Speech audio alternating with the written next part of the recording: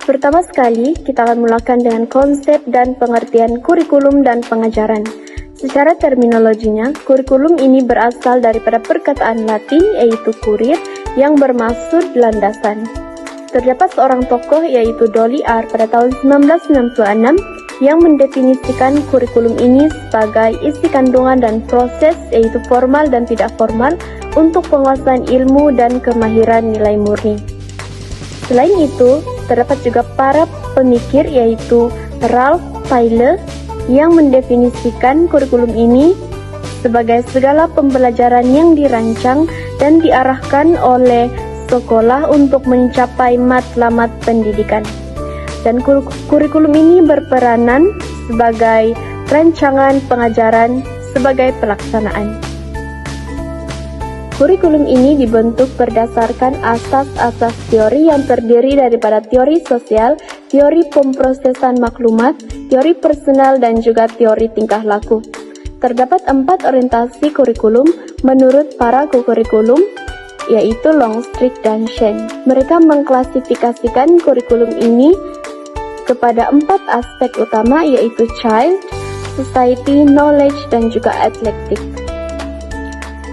Keberkesanan kurikulum kebangsaan ini dapat dilihat melalui penstrukturan 3 standar utama yang merangkumi fasa persekolahan murid, yaitu KSPK, KSSR, dan juga KSSM. Matlamat kurikulum kebangsaan ini adalah untuk melahirkan insan yang seimbang dari segi jasmani, emosi, rohani, dan juga intelek, selaras dengan falsafah pendidikan kebangsaan. Pada dasarnya, kurikulum dalam konteks pendidikan di Malaysia dimulakan dengan kurikulum ideal atau kurikulum rasmi yang menerjemahkan aspirasi negara dan kehendak pendidikan. Seterusnya, kurikulum merangkumi 2 komponen utama, yaitu kurikulum formal dan juga co-kurikulum atau lebih dikenali sebagai kurikulum tak formal. Kurikulum formal menurut para pemikir Ornstein dan juga Hanskin mendefinisikan kurikulum formal ini sebagai rancangan eksplisit dan operasional, dan ia dilaksanakan melalui jadwal waktu rasmi. Kurikulum tak formal pula, ia merupakan unsur yang tidak terancang seperti budaya sekolah, peniruan tingkah laku guru, dan peraturan sekolah. Dan kurikulum ini mampu menerapkan berbagai nilai secara tidak langsung.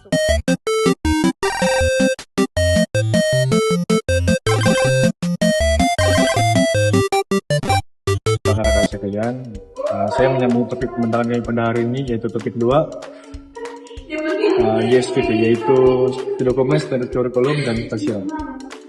Apakah itu DSKP? DSKP merupakan dokumen yang mengintegrasikan kurikulum dan penguasaan.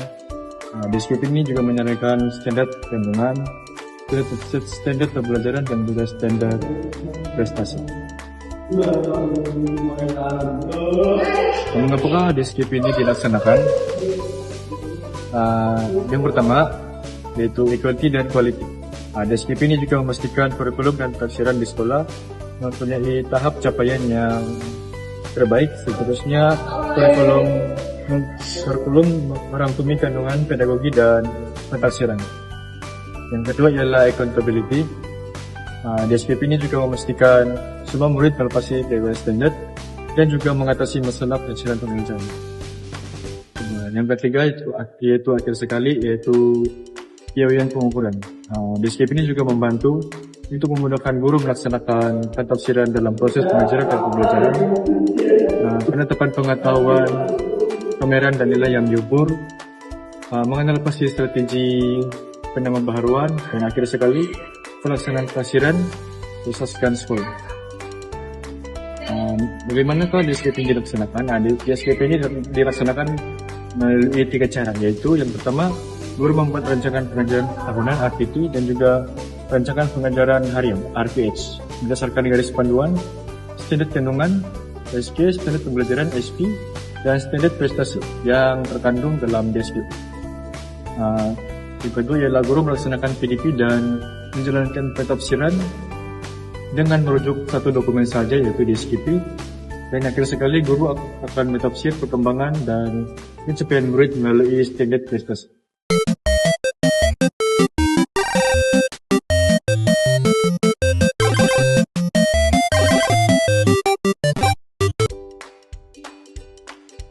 seterusnya saya akan membincangkan subtopik domain utama dalam penetapan objektif pengajaran. Ia merupakan satu rangka kerja yang menyeluruh supaya memastikan murid dapat berkembang secara seimbang dari 3 aspek utama, yaitu domain kognitif, domain afektif, dan domain psikomotor. 3 aspek utama tersebut ialah domain kognitif, domain afektif, dan domain psikomotor. Oke, di mana yaitu 3 aspek utama yang telah saya bentangkan tadi. Domain kognitif yaitu mengukur tahap kecerdasan murid dan perkembangan intelek murid. Seterusnya domain afektif pula yaitu menilai sikap, emosi, dan nilai murni yang terdapat dalam diri pelajar. Akhir sekali yaitu domain psikomotor, yaitu untuk mengasah kemahiran fisikal serta koordinasi tubuh badan murid. Contoh paling ringkas yaitu melalui aktiviti penanaman pokok, di mana domain kognitif yaitu murid mengingat penanaman semula pokok-pokok. Seterusnya masuk kepada domain afektif, yaitu murid akan menunjukkan sikap menghargai alam sekitar yang terdapat di sekeliling. Dan akhir sekali domain psikomotor, yaitu murid menggunakan tangan untuk menggali tanah serta menanam anak pokok.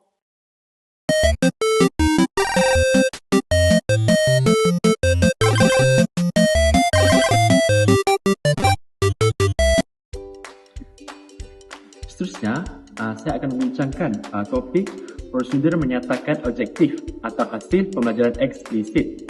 Jadi di dalam prosedur ini, ia menggunakan format ABCDE yang dimana ia berfungsi untuk membantu guru menulis objektif pembelajaran yang jelas, spesifik dan boleh diukur serta memudahkan penilaian pencapaian pelajar untuk diukur. Di sini saya akan menjelaskan apakah maksud setiap komponen dalam format A, B, C, D dan E ini. Jadi dalam komponen A iaitu audience, ia merujuk siapakah yang menjadi pelanggan yang patut menerima pendidikan yang telah ditetapkan. Contohnya, pelajar di kelas murid 2A. Seterusnya, komponen B iaitu behavior yang merujuk kepada apakah anda, iaitu guru, kita sebagai guru, mahu lakukan. Contohnya, ingin mengadakan aktiviti perbincangan. Seterusnya, komponen C iaitu condition, merujuk kepada situasi atau perkara yang anda lakukan.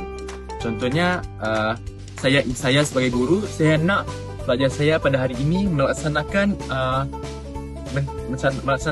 aktiviti perbincangan berkaitan kejatuhan Melaka, faktor kejatuhan Melaka. Seterusnya, komponen D merujuk kepada degree yang merujuk kepada tahap penguasaan pengetahuan murid dan kemahiran yang telah mereka pelajari. Maksudnya di sini, contohnya murid tu dipercaya memberikan 4 faktor kejatuhan Melaka dengan betul. Seterusnya, komponen yang terakhir iaitu komponen E, iaitu evaluation yang merujuk kepada kita sebagai guru hendaklah melakukan penilaian untuk mengukur sejauh manakah tahap kefahaman pelajar itu. Contohnya, kita boleh menggunakan alat penilaian dengan memberikan soalan-soalan objektif, subjektif dan esei. Jadi,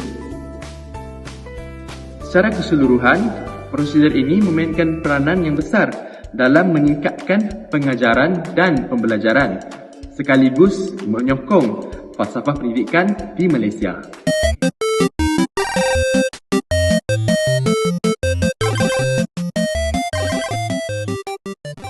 Seterusnya kita akan beralih kepada rancangan pengajaran guru berdasarkan DSKP. Yang pertama, untuk rancangan perancangan guru ini kita ada 2. yaitu RPT, Rancangan Pengajaran Tahunan, dan juga RPH, Rancangan Pengajaran Harian. Yang mana untuk RPT ini seperti namanya, tahunan. Ialah perancangan menyeluruh yang disediakan oleh guru bagi tempoh 1 tahun persekolahan. Ia juga berfungsi sebagai kerangka besar yang menyusun pembahagian topik, standard kandungan, dan masa pengajaran mengikut takwim akademik yang ditetapkan oleh Kementerian Pendidikan Indonesia. Oke, seterusnya kita beralih kepada RPH, yaitu Rancangan Pengajaran Harian. Ikut namanya juga, rancangan pengajaran harian ini merujuk kepada perancangan terperinci yang disediakan oleh guru untuk satu sesi pengajaran pada hari tertentu. Jika RPT ialah gambaran besar setahun, RPH pula ialah pelan tindakan harian yang memastikan setiap minit dalam bilik darjah dimanfaatkan dengan jelas dan terarah.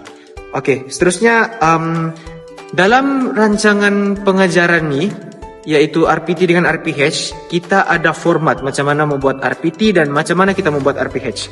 Untuk RPT pula, perkara-perkara yang perlu ada dalam RPT ialah contohnya peruntukan masa pengajaran dan pembelajaran bagi 1 minggu. Lepas tu skop kandungan yang dimuatkan, kepentingan dan jangka masa yang ditetapkan. Seterusnya urutan isi kandungan yang hendak diajarkan. Seterusnya kesinambungan isi kandungan bagi setiap waktu pengajaran dan pembelajaran.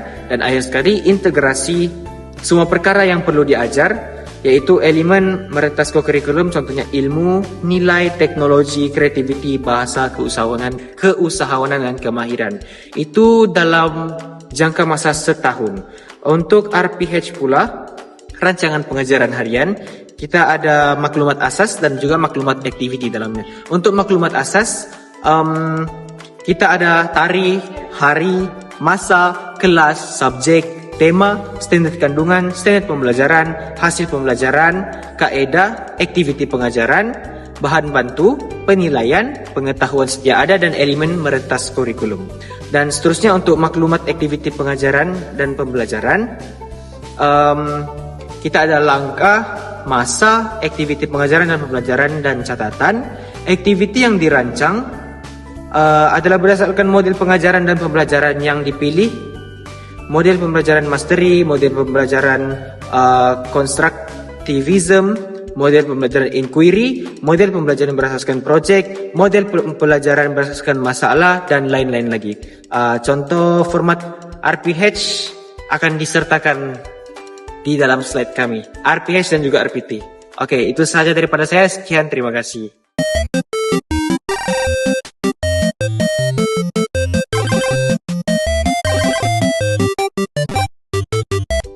Refleksi dalam pendidikan merujuk kepada proses guru menilai, menganalisis dan menambah baik amalan pengajaran secara berterusan. Dalam proses guru menilai, terdapat 3 tahap nilai prosedur yang perlu guru ikuti. Satu ialah tahap pencapaian murid.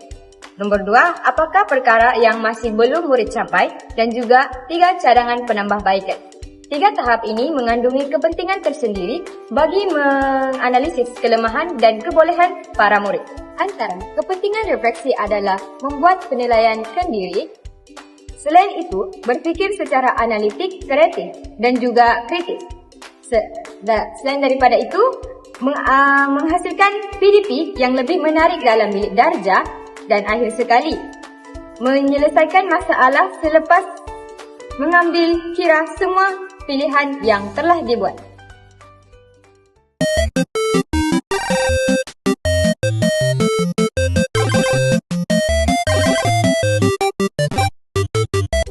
Seterusnya, kami akan membentangkan tentang kepentingan rancangan pengajaran. Rancangan pengajaran bukan sekadar dokumen formality, tetapi ia merupakan elemen yang sangat penting dalam aspek profesion keguruan. Rancangan pengajaran menjadi faktor dalam memastikan setiap sesi pengajaran berjalan dengan lancar. Pengajaran yang sistematik juga dapat melahirkan sesi pengajaran yang berkualiti sekaligus menyumbang kepada peningkatan akademik serta perkembangan holistik setiap pelajar. Kepentingan yang pertama termasuklah dapat meningkatkan keyakinan diri guru semasa mengajar. Hal ini kerana persediaan yang rapi sebelum memasuki kelas merupakan langkah yang paling asas di mana ia perlu dititikberatkan oleh setiap guru dalam memastikan proses pengajaran dan pembelajaran atau PDP berjalan dengan lancar serta berkesan. Tambahan lagi, dengan adanya rancangan yang sistematik, seorang guru akan dapat merancang semua objektif pembelajaran yang sesuai. Menurut Robert Kane, melalui teori peristiwa pengajaran 9 Event of Instruction, sesuatu pengajaran yang berkesan perlu dirancang secara sistematik mengikut langkah-langkah tertentu seperti menarik perhatian murid, menyatakan objektif, menyampaikan isi kandung, serta memberi bimbingan dan membuat penilaian akhir. Prinsip ini selaras dengan penyediaan rancangan pengajaran yang menekankan perancangan berstruktur sebelum proses pengajaran dan pembelajaran dilakukan. Oleh itu, apabila guru merancang pengajaran berdasarkan langkah-langkah yang jelas, guru akan lebih yakin kerana setiap fasa pengajaran perlu dipikir dan disusun secara teliti. Kepentingan yang kedua rancangan pengajaran ialah dapat membantu guru dalam memahami dengan lebih mendalam tentang isi kandungan pengajaran yang ingin disampaikan. Hal ini kerana dalam aspek ini, guru perlu melalui proses penelitian lalu membuat perancangan yang lebih teliti berkenaan dengan sukatan pembelajaran serta standard kandungan topik yang ingin dibawa. Guru bukan sahaja mengetahui apa yang ingin diajar, malah perlu menelaah faktor penting topik sekaligus bagaimana ia berkait dengan pengetahuan sedia ada pada murid. Dengan ini, guru dapat menyusun fakta, contoh, serta huraian yang bersesuaian dan teratur agar penyampaian ilmu akan dapat dilakukan secara lebih jelas dan mudah difahami oleh setiap pelajar. Tambahan lagi, perancangan yang rapi juga turut membolehkan guru menjangka soalan-soalan yang akan ditanyakan oleh murid serta dapat menyiapkan jawaban atau penjelasan yang sesuai dan betul. Keadaan ini secara tidak langsung meningkatkan tahap profesionalis dan keyakinan guru ketika berhadapan dengan para pelajar. Hal ini selari dengan pandangan Jeremy Bernard yang menekankan konsep pembelajaran secara berstruktur dan spiral curriculum di mana kandungan konsep pengajaran harus disusun secara berperingkat seterusnya dikembangkan atau diolah mengikut pahaman para pelajar. Kesannya, apabila guru memahami topik pembelajaran dengan dalam, guru akan dapat merancang keseluruhan sesi pembelajaran secara telus dan juga teratur. Di samping itu, rancangan pengajaran juga penting dalam membolehkan guru mengawal masa pengajaran yang lebih efektif. Setiap langkah pengajaran seperti set induksi, aktiviti utama, dan juga penutup dapat diperuntukkan dengan masa yang seimbang agar objektif pembelajaran dapat dicapai sepenuhnya. Apabila pengurusan masa dikendalikan dengan baik, guru akan berasa lebih tenang dan tidak tergesa-gesa semasa mengajar. Hal ini penting bagi memastikan suasana pembelajaran kekal kondisif dan juga terkawal. Perancangan masa yang teliti juga dapat membantu guru mengelakkan situasi terlebih masa dan ini akan menjejaskan aktiviti lain. Kepentingan mengurus masa dalam pelajaran ini selari dengan pandangan Jacob Konin yang amat menitikberatkan konsep pengurusan bilik darjah yang berkesan serta profesional melalui kawalan pengurusan masa dan kelancaran aktiviti pengajaran. Menurut beliau, guru yang cemerlang dalam pengurusan momentum dalam proses pengajaran dan pembelajaran akan dapat mengurangkan gangguan disiplin. Hal ini sekaligus dapat menjadikan para pelajar sentiasa aktif sepanjang sesi pembelajaran dan pengajaran berlaku. Seterusnya, rancangan pengajaran juga penting dalam membantu guru melaksanakan pengajaran secara sistematik dan bersedia menghadapi pelbagai situasi dalam bilik darjah. Dengan adanya perancangan yang lengkap, guru dapat mengatur aktiviti mengikut tahap murid, bersesuaian dengan pendekatan pengajaran serta menyediakan strategi alternatif jika aktiviti tidak berjalan seperti bagaimana yang dirancang. Rancangan yang teratur juga membolehkan guru menggabungkan pelbagai kaedah pengajaran dan menggunakan bahan bantu mengajar supaya pembelajaran akan menjadi lebih interaktif, menarik, dan sesuai dengan variasi gaya pembelajaran murid. Selain itu, pengajaran yang disusun melalui rancangan memudahkan guru melakukan penilaian secara terus, mengenal pasti pemahaman murid, serta memastikan mereka menguasai konsep dengan lebih menyeluruh sebelum beralih kepada topik seterusnya. Seterusnya, rancangan pengajaran juga penting untuk menjadi panduan kepada guru ganti apabila guru biasa tidak dapat hadir disebabkan kursus, mesyuarat atau masalah kesihatan. Guru ganti boleh merujuk RPH untuk mengetahui objektif pembelajaran, isi pelajaran, langkah aktiviti dan juga cara penilaian.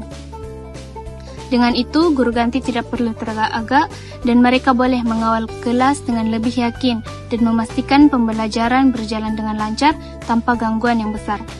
Selain itu, perancangan pengajaran juga memudahkan pemantauan murid. Melalui perancangan yang teratur, guru boleh merancang pelbagai kaedah seperti pemerhatian, kuis, tugasan, dan portfolio untuk mengesan penguasaan murid. Apabila guru mendapati murid lemah dalam sesuatu konsep, mereka boleh segera laksanakan intervensi seperti program remedial, pengayaan atau penyesuaian untuk murid PBK supaya tidak pelajar yang ketinggalan. Dan akhir sekali, kepentingan rancangan pengajaran juga adalah untuk membantu guru lebih fokus kepada objektif pembelajaran yaitu di SKP. Dengan objektif yang jelas, guru dapat mengelak isi pelajaran yang tidak berkaitan dan memastikan semua aktiviti, bahan bantu mengajar dan juga pentaksiran menyokong standar kandungan dan pembelajaran. Ini menjadikan masa di kelas lebih berkesan, murid lebih terarah, dan memudahkan guru menilai sama ada murid benar-benar mencapai kompetensi yang diharapkan. Sebagai kesimpulan tajuk pembentangan kami, kurikulum kebangsaan ialah kerangka pendidikan nasional yang menyeluruh bertujuan membentuk insan seimbang dari segi intelek, kerohanian, emosi dan juga jasmani. Guru menggunakan di SKP untuk memahami objektif dan standar pembelajaran, kemudian menyusun RPH sebagai pelaksanaan harian di Bilik Darjah.